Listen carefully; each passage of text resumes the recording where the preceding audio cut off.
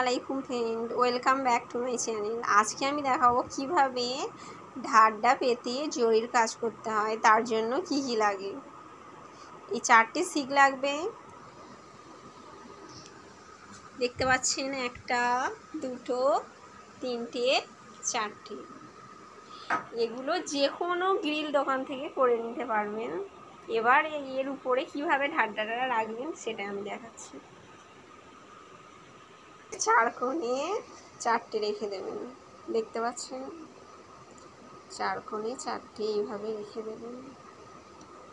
2 হাতের গ্যাপ থাকে যেন 4 কোণে। তার উপর 5 ফুটের 2টো বাঁশ তুলে দেবেন, দুদিকে 2টো 5 ফুটের বাঁশ তুলে দেবেন, দেখতেই পাচ্ছেন। তার উপর 2টো 6 ফুটের ঢাড্ডা তুলে দিলাম, দেখতেই পাচ্ছেন। এটাকে ঢাড্ডা বলা হয়, যে কোনো কাঠের দোকান থেকে করে নেবেন। 4.5 ফুটের, দেখতে পাচ্ছেন, এটাকে সামসাড়া বলা হয়। এটা 4.5 ফুটের, এটাও কাঠের দোকান থেকে করে নেবেন।